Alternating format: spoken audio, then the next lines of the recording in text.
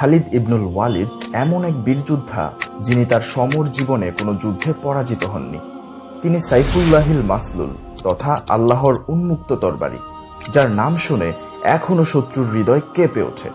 শত্রুরা কখনোই চায় না মুসলিম তরুণরা খালিদ রাদিয়াল্লাহু আনহু এর জীবনী পড়ুক এবং জানুক, কারণ এতে মুসলিম তরুণদের মাঝে খালিদ রাদিয়াল্লাহু আনহু এর মতো বীর যোদ্ধা তৈরি হবে এবং শত্রুরা পরাজিত হতে বাধ্য হবে ইনশাআল্লাহ।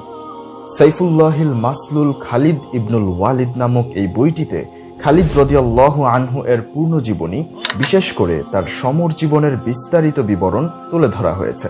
ইনশাআল্লাহ বইটি পাঠের মধ্য দিয়ে পাঠক হারিয়ে যাবেন খালিদ রাদিয়াল্লাহু আনহু এর সমর জীবনের উত্তপ্ত রণাঙ্গনে, বিচরণ করবেন তার অসম অভিযানের দুর্গম গিরিকান্তার মরুপথে।